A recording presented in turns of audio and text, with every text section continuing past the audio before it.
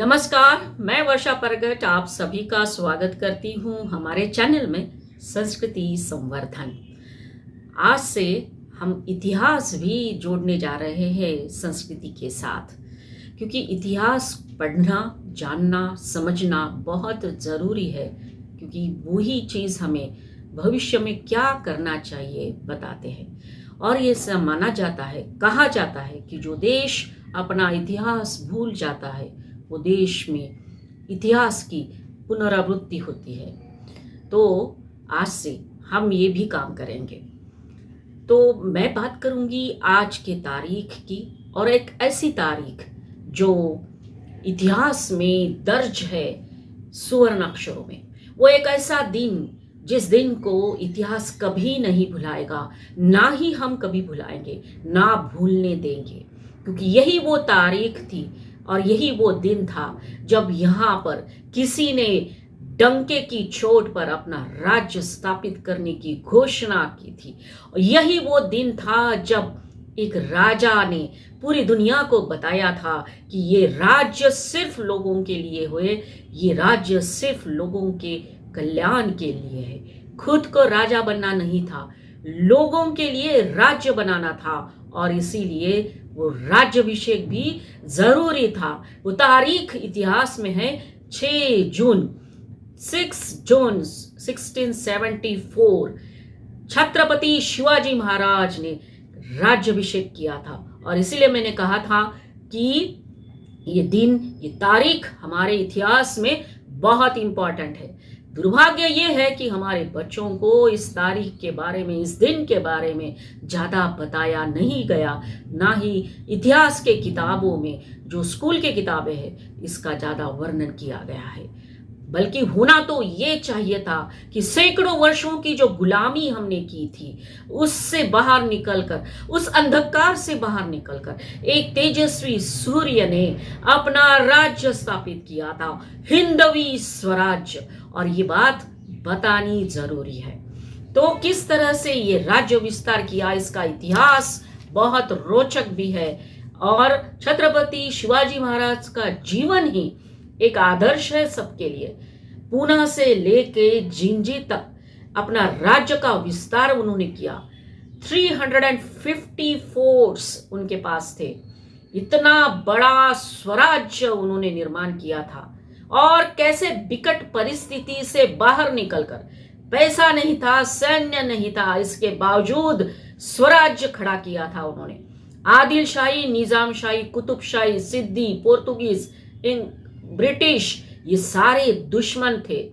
हजारों सालों में से सर्वश्रेष्ठ राजा बनना और सबके कल्याण के लिए राज्य स्थापित हुआ, और इसीलिए कहा जाता है शिव कल्याण राजा।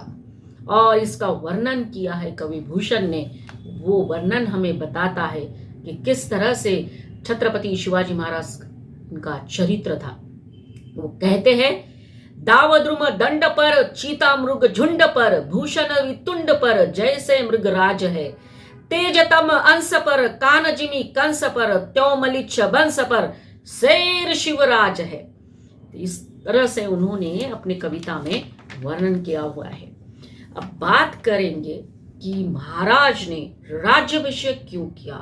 बहुत इंपॉर्टेंट है कि इसके पीछे बहुत सारे रीजंस हैं।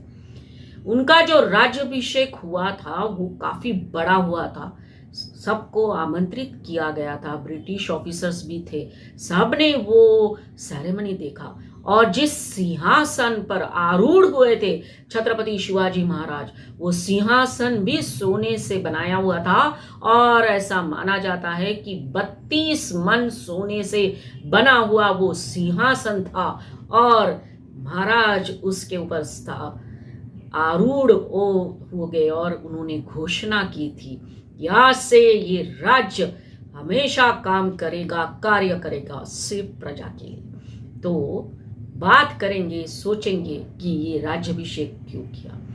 उसके पहले 6 जून ये तारीख भी सोचने वाली तारीख है। जून महीने में बारिश शुरू हो जाती है, बल्कि आज नहीं होती है, पर उस जमाने में जब आप बात करते हो 350 साल पहले, तो कितनी बारिश होती होगी।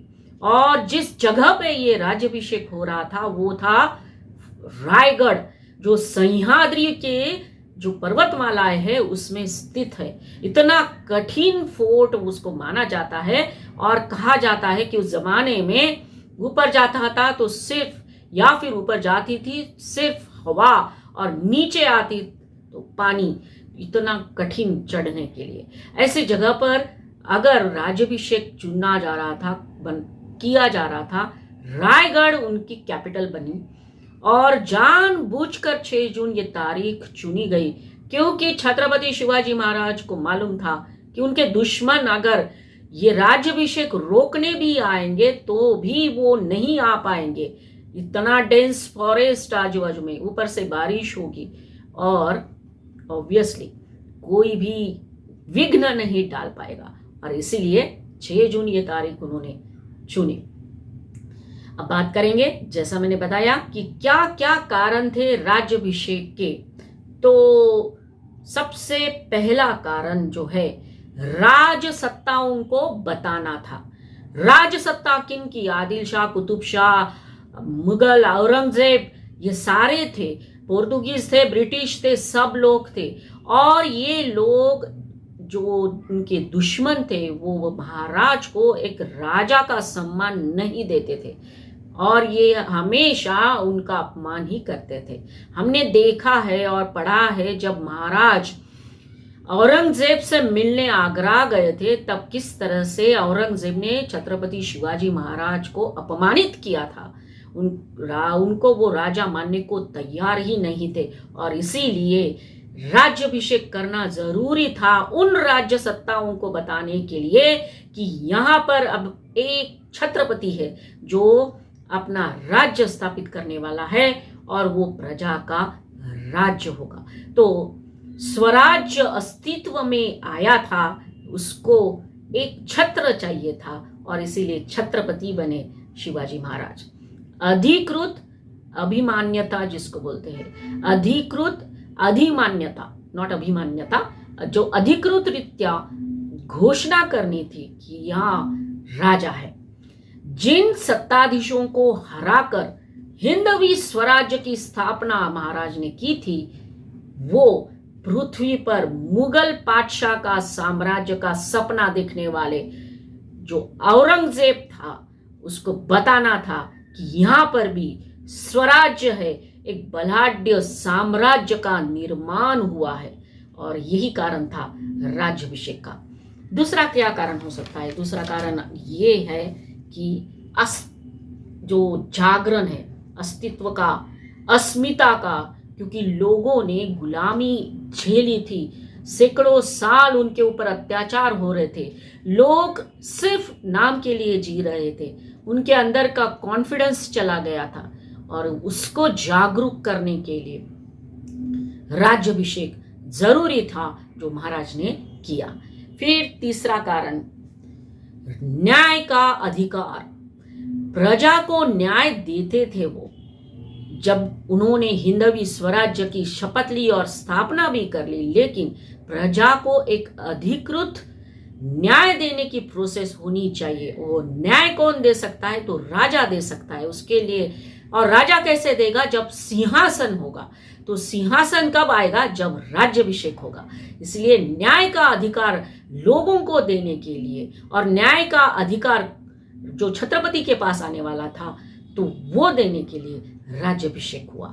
फिर उसके बाद का है, राज्याभिषेक करना वो प्रजा की इच्छा थी। आप अगर महाराज का चरित्र पढ़ेंगे, इतिहास पढ़ेंगे, तो आप जानेंगे कि जनता उनको कितनी चाहती थी, राइट? उनके लिए मरने के लिए तैयार थी। और कहा जाता है कि लाखों मर जाए लेकिन एक राजा छत्रपति शिवाजी महाराज जैसा रहना चाहिए, ऐसा बोला जाता है। और यही प्रेम प्रजा का था। क्यों प्रेम था? क्योंकि छत्रपति शिवाजी महाराज ने प्रजा के लिए ही काम किया और इसीलिए प्रजा की इच्छा भी थी कि उनका राज्याभिषेक होना चाहिए, वो छत्रपति बनना चाहिए। फिर उसके बाद आता है बहुत इंपॉर्टेंट, हिंदवी स्वराज्य की स्थापना।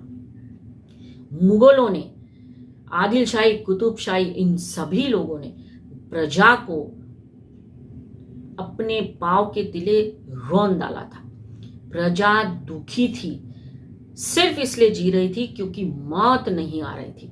आप कल्पना नहीं कर सकते कि क्या अत्याचार उनके ऊपर हो रहे थे। आप जरूर पढ़िए छत्रपति शिवाजी महाराज का चरित्र और वो इतिहास भी, जिसमें मुगलों ने जो अत्याचार का सिलसिला एक के बाद एक शुरू किया था, वो भी साथ साथ मंदिरों को तोड़ दिया था, जो हमारे पूजनीय स्थान थे उनको तोड़ दिया था। तो इन सब के पुनर्जीवन का काम, पुनरुत्थान का काम करना था और इसीलिए महाराज ने वो शपथ ली थी हिंदवी स्वराज्य की स्थापना करना। और वो स्थापना होने के बाद एक ऑफिशियल घोषणा होने वाली थी कि आज से हमारा हिंदवी स्वराज्य स्थापित हो चुका है और इसीलिए राज्याभिषेक हुआ। उसके बाद का जो है वो कारण ये है कि जो भी दुश्मन उस टाइम पे थे, जो मुगल थे, आदिल शाही थे, उन्होंने लोगों को जबरन जो है धर्मांतरण शुरू करा था। जोर जबरदस्ती करके लोगों को इस्लाम में कन्वर्ट करा जा रहा था और इसीलिए हिंदवी स्वराज्य की स्थापना महाराज ने की और राज्याभिषेक किया। इसका वर्णन करते हुए, जो धर्मांतरण हो रहा था उसका वर्णन करते हुए कवि भूषण कहते हैं अपनी कविता में कि महाराज ने जब हिंदवी स्वराज्य की स्थापना की तो कितना बड़ा काम हमारे देश के लिए किया, लोगों के लिए किया। क्योंकि वो कहते हैं, काशी हूँ कला गई, मथुरा मसीत बही, शिवाजी न होतो तो सुनती होती सबकी। ये दो लाइन से ही पता चलता है कि क्या कंडीशन उस टाइम पे थे।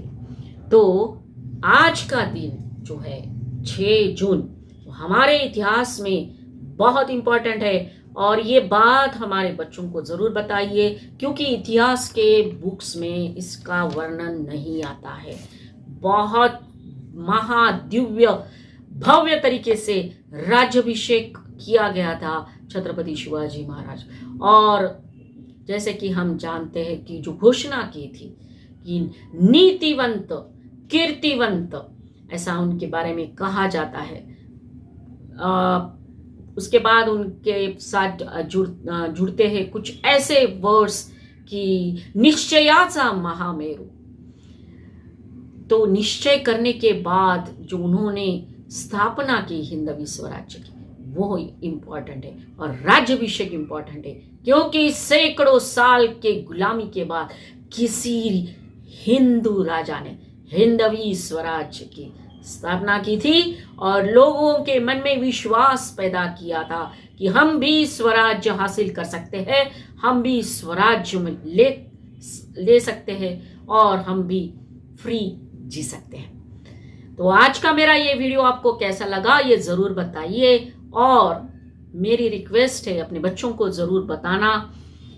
यही आपका योगदान होगा हमारे संस्कृति का संवर्धन करने के लिए, हमारे इतिहास को बच्चों तक पहुंचाने के लिए, और ये योगदान बहुत इंपॉर्टेंट है। अगर आपको अच्छा लगा हो मेरा ये वीडियो तो ज़रूर लाइक करिए, शेयर करिए और मेरा ये चैनल सब्सक्राइब कर लीजिए जो अभी अभी हमने शुरू किया है। बस इतना मत भूलिए कि इतिहास हमको हमेशा सिखाता है और यही बात हमको बच्चों को बतानी है। अगले एपिसोड में फिर मिलेंगे, तब तक के लिए धन्यवाद।